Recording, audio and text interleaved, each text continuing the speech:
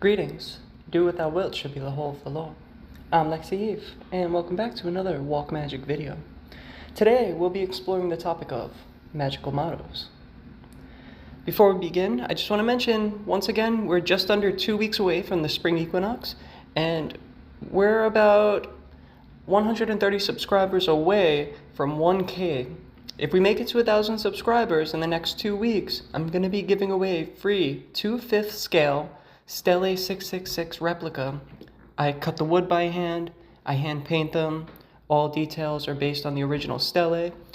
So if you'd like to get a free stele, shipping free, everything included, I'll be giving more details at the spring equinox if we make 1K subscribers. So don't forget to hit the subscribe button, hit like, if you're so willing, please comment, and perhaps share this video, let people know I'm trying to give away free stele. So without further ado, let's begin. So many people struggle with picking a magical motto when they're new to a thelemic order. Many, when confronted in other orders with the idea of magical names, tend to conflate the two or ask what the difference is. So in this video, I want to first define the difference between magical names and magical mottos, then go into what is the function of the magical motto. And in the process, I'll draw off of several magi and demonstrate how they chose their motto, how it affected their great work. My hope is that this will help you in picking a motto for yourself. Let's start with the name versus motto. A magical name is just that, a name. Like think of your own name, or think of my name, Lexi, or Alexandra, for instance. A name technically can be anything, but it's only usually like celebrities that are going to pick something absurd for their child's name. Like a normal person isn't going to call their child refrigerator or kitchen table. I mean, you could, but how is that going to affect their child's life? So you have to consider that. Now, in orders such as OTO, upon taking the degree of Minerval, the applicant is told to take a magical name for use amongst their siblings. It's a formal way of respecting their magical person while also allowing some level of anonymity so that they don't have to use their own legal name. Choosing a magical name does slightly affect the person, but not to the degree of a magical motto. One's magical name should be a name that reflects who they are and, as a magician, what they're into. For instance, my magical name when I was in OTO was Eve, Soror Eve. I like that Eve was the first initiate, that she sought knowledge regardless of a deity telling her that to eat from the tree of knowledge would kill her. She faced her fear out of curiosity and then initiated her husband. Keep in mind, I'm no longer in OTO, so I don't mind that people know what my magical name was, but usually you want to keep it amongst people you trust. There's a long-held theory that if people get your magical name or motto, they could use that to karmically link some type of deviant magic or low magic to your magical motto. I'm not going to explore that topic in this. There have been plenty of magicians who have put their magical name, their magical motto out there, and I've personally never seen that happen, so we're not going to go into that topic. We're going to stick to what this is in general. Another good magical name to look at is Hymenaeus Alpha, Grady McMurtry. Hymenaeus is a biblical figure who St. Paul, like St. Paul to the Corinthians, one of the proponents, his name was actually Saul. He changed it to Paul as a Christian. St. Paul, claimed Hymenaeus was a denier of the resurrection and that such thought increases ungodliness and would spread like a cancer. St. Paul later either excommunicated Hymenaeus from the church or possibly passed an actual sentence upon him by death, describing Hymenaeus and his followers as those, quote, whom I delivered unto Satan, that they might be taught not to blaspheme, end quote. OTO was a very thelemic order when Grady McMurtry took over as the outer head of the order, 12th degree. Thelema being in opposition to the slavery of Christianity, well, taking such a name as Hymenaeus seems apt. Most Thelemites understand that biblical Jesus was not a historical figure, merely a conglomeration of several mythologies all mashed together. So Hymenaeus Alpha would probably fit St. Paul's description as a denier of the resurrection of Christ, of Jesus. Crowley's magical name as OHO and 11th degree was Baphomet, an androgynous god that represents the whole of the universe, and Baphomet was a figure that the Templars were accused of worshipping by the early church and then sentenced to death for heresy. Crowley himself was androgynous, just like Baphomet, and he thoroughly liked Pan, whom Baphomet resembles. Crowley was the prophet of Thelema, very against the Vatican and Christianity in general. He led an order of Oriental Templars. So taking Baphomet as a magical name again makes sense for him. All these examples are names of figures whom the magician wants to emulate or relates to in some manner, and it's pretty simple.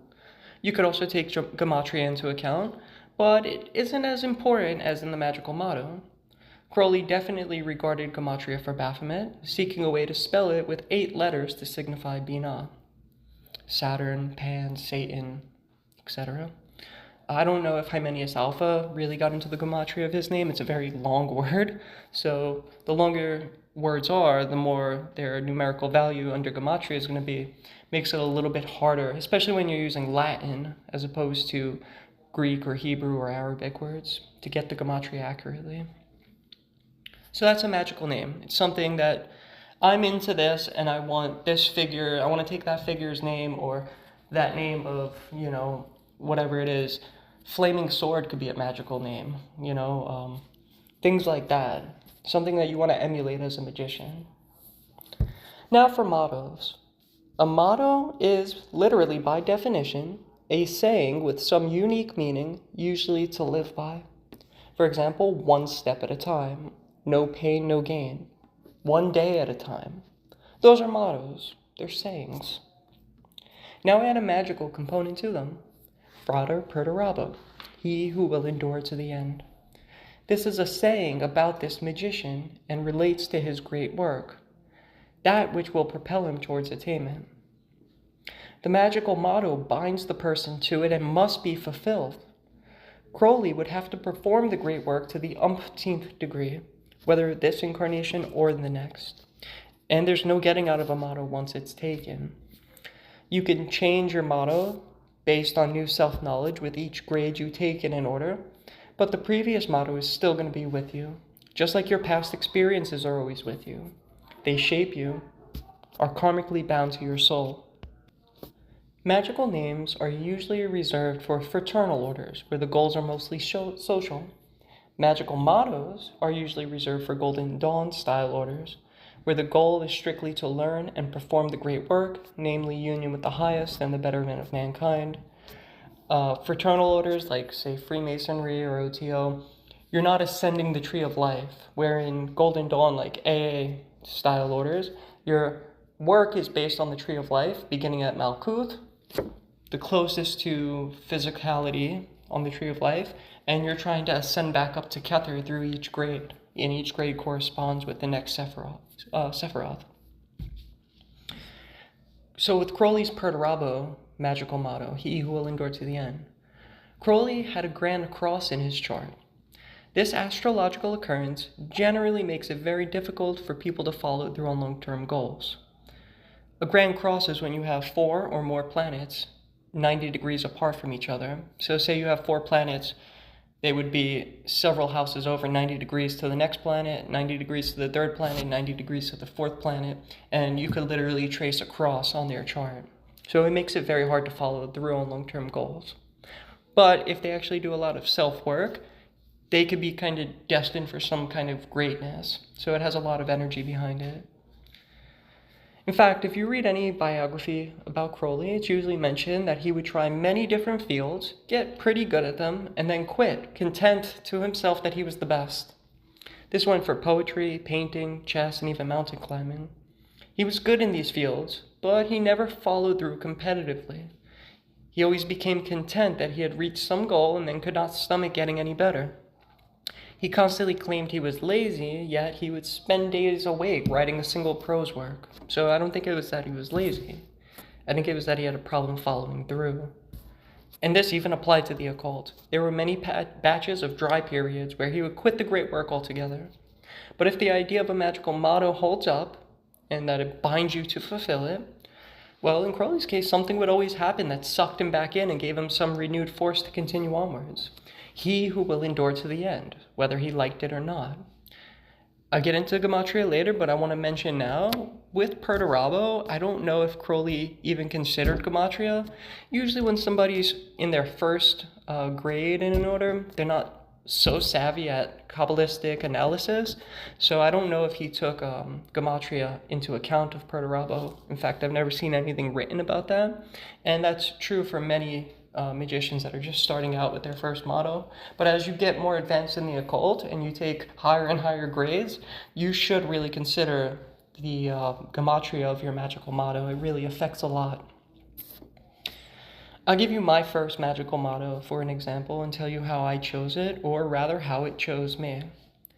Upon agreeing that I would take an oath and begin an initiatory body led by my late teacher, one of the first things he said was to start thinking about what my magical motto would be. So I spent like a week or two brainstorming, and the magical motto should be considered thusly. You have to have some degree of knowledge about your nature and about your highest spiritual aspirations. Then you need to think up a phrase that communicates those things. For myself, I'm a Thelemite, and I often feel more connected with Nuit than the other book of the Law Gods. I picked at that time several potential mottos, and I was mulling them over. To do that, I was looking at words in Latin and seeing what ideas they sparked. I saw the word eterno, spelled Iesh, which is like that A-E conjoined letter, T-E-R-N-O, eterno, and eterno in Latin means eternal.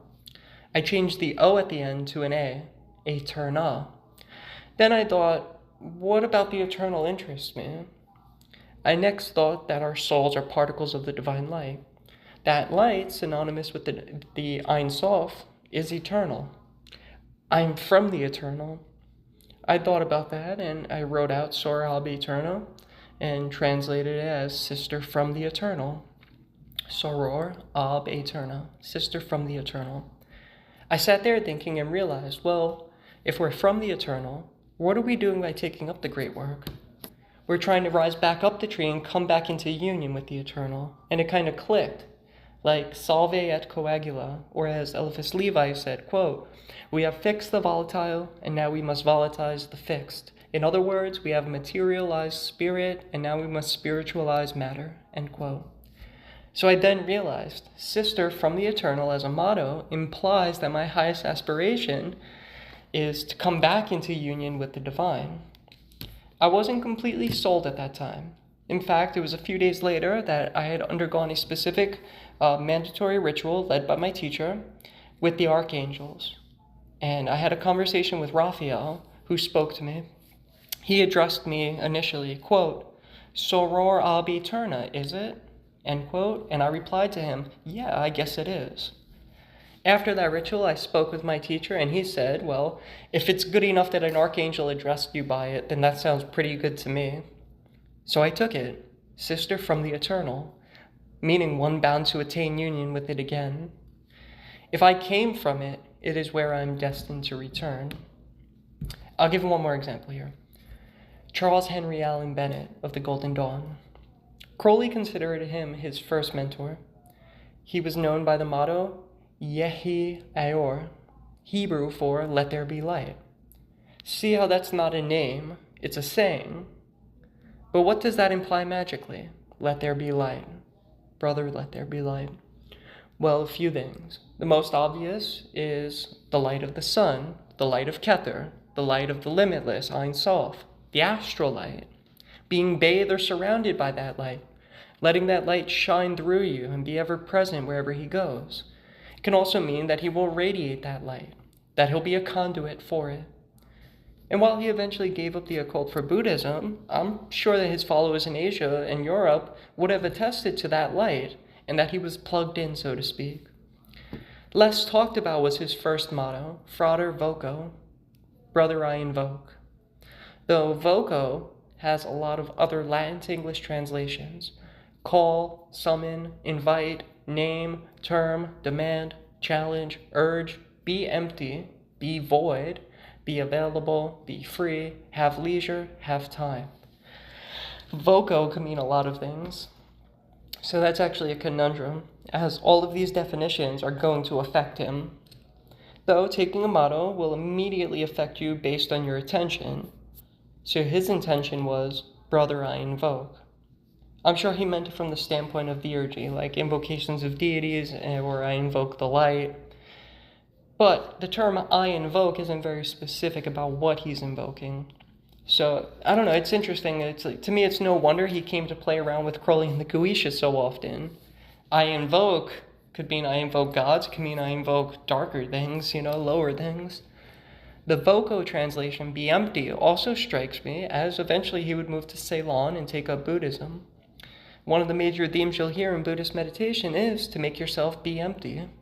So it actually explains a lot about what happened there to him. He bound himself to the Frater Voco motto, and he eventually went heavily into Buddhism. So I hope that gives you a good idea of the power of magical mottos. Now, I want to turn our attention to Magic Without Tears. In the intro of the book, there are 9 letters labeled A through I. In letters E and F, Crowley writes about the magical motto. I believe it's the only place he actually speaks on the subject. Crowley is corresponding in the book with a student named Anne Mackey. She was looking to take a motto presumably for AA. And in letter E, she presented the motto, I will become, to which Crowley responds. I'm going to quote the entire letter, pausing to explain what it's saying. Quote, letter E, August 18th, 1943. Cara sora, do what thou wilt should be the whole of the law. Much thought has gone into the construction of your motto. I will become can be turned neatly enough as let there be. By avoiding the first pronoun, one gets the idea of the absorption of the self in the beloved, which is exactly what you want. End quote. First thing to note is that what Mackey chose initially was I will become. Sister, I will become, Sora. Her idea is the transformation of the self into something higher. Crowley points out that the use of the ego in this motto, that the ego is actually what one is trying to overcome by doing the great work. So by putting the ego in the forefront of the process, a sort of, oxymoron occurs. Crowley recommended let there be instead of I will become. This removes the ego from the motto, but insinuates the same result, the lower merging into the higher. Let there be is actually a translation of the Latin word fiat, used often in the Golden Dawn and later Thelema. More on this in a moment. To continue, quote, the creative force of the universe is quite ready-made. He has a abbreviated word hidden. It's Greek, and it means a pyramid, so I'll restart. The creative force of the universe is a quite ready-made, hidden word, a pyramid. Is that force in its geometrical form. In its biological form, it is Fa, the yang or lingam. Both words have the same numerical value, 831. These 2 words can therefore serve you as the secret object of your work, end quote. So he's recommending the number 831, which by Greek gematria we'll find the words phallus, rage, Bacchic frenzy, pyramid, and of death. Crowley specifically notes the words phallus, saying union with the father or yang, and pyramid, a symbol of pentagrammaton, which is the 4 elements in motion of spirit. I don't know other than that if there was a specific reason for choosing this number for her, but I assume that in their talks, some of her character traits he realized would have benefited from the ideas under the number. The letter continues, quote, how then can you construct the number 831? The letter Kaf, Jupiter, parentheses Jehovah, the wheel of fortune in the tarot. The Atu-10 is a picture of the universe built up and revolving by virtue of those 3 principles, sulfur, mercury, salt, or gunas, sattvas, rajas, tamas. Kaf has a value of 20. So also has the letter Yod spelt in full a value of 20. One Gnostic secret way of spelling and pronouncing Jehovah is ... O, and this has the value of 811. So has let there be, fiat, transliterating into Greek, end quote. This might sound like a lot to chew on, but it's actually quite simple. When picking a magical motto, one of the more advanced things to consider is the gematria of the words. Some numbers aid in attainment, some can be quite detrimental. Every number has a definition. That's just how numerology goes. It's a way of systematically analyzing the universe by making numbers into symbols. Let there be, as a motto, is focused on the idea of the human becoming God. Therefore, Crowley brings up, firstly, Jupiter, the highest Kabbalistic sphere that a human can attain before the death of the ego. Jupiter is in many ways synonymous with God. You'll note in the Magician's Tables that many of the deity correspondences of Chesed and Kether are the same: Zeus, Odin, Jehovah, etc. Kaf is the Hebrew letter corresponding with Jupiter. Its tarot trump is the wheel, a depiction of the wheel of samsara, birth, life, death, rebirth. And on the wheel are the three gunas, the slow, the medium, and the fast, which makes the wheel turn. Kaf has a value of 20.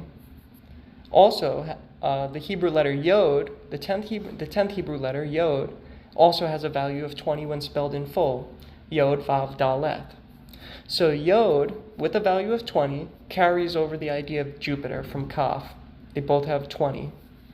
Yod is also the Hebrew equivalent of the English letter I.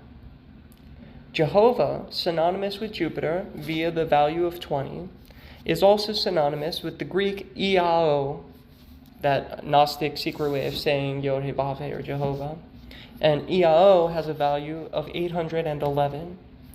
If you take that Latin word fiat from earlier, let there be, fiat, and transliterated the letters from Latin to Greek as phi, iota, alpha, tau, you'll get a value of 811.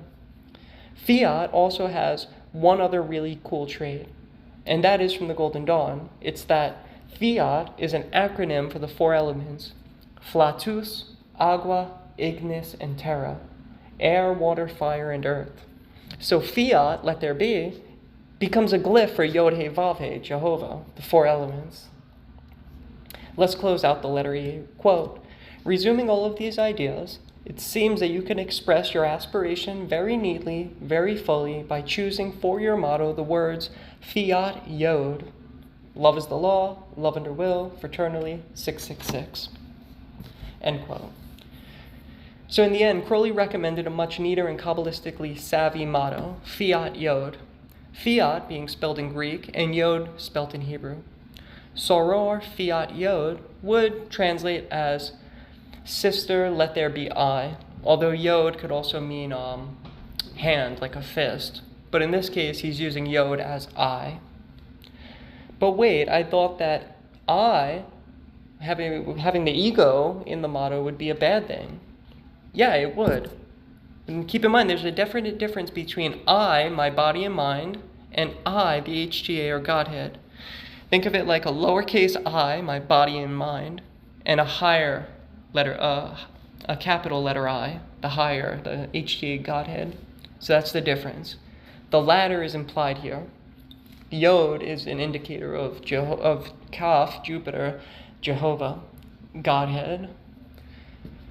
At enlightenment comes the realization that one is in perpetual union with God, and that there's no difference between any one thing and God. Everything in the universe is God. There's no difference. In such a state, the I becomes all. It's like the Sufi Mansour Halaj. His realization came with the term, I am the truth. And what that meant was there was no I. Everything was Allah. This motto of hers also has the idea of Jupiter very heavily, as well as the four elements. In this sense, it contains the idea of the four elements attaining unto the light or spirit. So it's like the four elements make up the body. It's like the fire is, it could either be the electricity that powers your nervous system or your aspirations. Water is the blood and saliva in your body. Air is the air that's in your lungs and the oxygen in your bloodstream. And earth is all of the physical substance, your cells, your tissue, your brain matter, all of that is earth. So those four elements make up the body. And so it's the four elements attaining unto light or spirit, fiat Yod. Further, in this motto is encompassed the number 831, which is summarized by its value with the words phallus, pyramid, Bacchic frenzy, and of death. It's a great way of summarizing the work. Let's go to letter F of Magic Without Tears. And the first paragraph of this letter follows up about her magical motto. Quote, letter number F, August 20th, 1943, Cara Sora, do what thou wilt should be the whole of the law. Let me begin by referring to my letter about the motto and make clear to you the working of this letter. In this motto, you have really got several ideas combined, and yet they are really, of course, one idea. Fiat, being 811, is identical with EIO. And therefore, Fiat Yod might be read not only as let there be or let me become, the secret source of all creative energy, but as the secret source of the energy of Jehovah. The two words having a value of 831, they contain the secret meanings pyramis and phallos, which is the same idea in different forms. Thus, you have three ways of expressing the creative form in its geometrical aspect, its human aspect, and its divine aspect. I am making a point of this because the working out of this motto should give you a very clear idea of the sort of way in which the Kabbalah should be used. I think it is rather useful to remember what the essence of the Kabbalah is in principle. Thus, in your correspondence for Malkuth, Yasod, and Hod, you are simply writing down some of the ideas which pertain to the numbers 10, 9, and 8, respectively. End quote. So there you have it, the magical motto, a phrase which expresses one's highest spiritual ideal and combines a neat Kabbalistic formula. In choosing one, I would recommend that you have first begun some serious introspection, study of magic, and study of the Kabbalah. Look up some words, primarily in Hebrew, Greek, or Latin, and put together a phrase based on your conception of the great work, the divine, and what you are lacking, that by doing the great work will provide for you. Take into account a number by gematria that also expresses your ideals, and then work out how to make a phrase conform to that number. And like I said, you could use a Latin phrase, or you could use Hebrew or Greek, but if you use Latin, you can then either translate or transliterate the phrase into Hebrew or Greek, or else rely on the Latin simplex gematria to work out making a phrase conform to the number you chose. There are many subtle ways to change letters to different alphabets, and in doing so, change the gematria value of certain letters. Like for instance, in fiat, if you translate those Latin letters into Greek, the letter T in Hebrew, it has a value of 400, but in Greek, the letter T has a value of 300. So depending on what alphabet you're using could greatly affect the gematria. Also, gematria tools such as Tamora and Notaricon may also be helpful for changing letters and thus values. If you are joining an order that calls for taking a magical motto, it is helpful to know that at certain grades you could change the motto. A new motto is usually taken at probationer, neophyte, adeptus minor without, and again at within, adeptus major, adeptus exemptus, magister templi, and magus. But technically, a new motto can be taken at each grade. It's unlikely that a probationer is going to really know their nature or be able to express a solid idea of their ideal, though in some cases it happens that they have. Crowley kept Perturabo until he was 5th degree equals 6. That was adeptus minor within. But it is most common that from probationer to neophyte, the candidate is going to have learned something and then need to change their motto. It's also notable that for adeptus minor within, that's after knowledge and conversation, and the grade of magus, so adeptus minor within and magus, it appears based on Crowley's chosen mottos that these are more like magical names, while all the rest of the grades are mottos. At 5 equals 6, within, Crowley took the name Parsifal, and for 9 equals 2, the Great Beast, which both of those sound more like names than a motto, though for the Great Beast, it could kind of be an in-between of the two. The Great Beast, is that a saying or is that a name? You know, it sounds more like a noun, or even a pronoun, the Great Beast, as opposed to a saying, a motto. All of that said, I hope this helps clear things up for you, as well as gives you the tools to make a solid magical motto, if and when you need one. Love is the law, love under will. I'll see you all in the next one.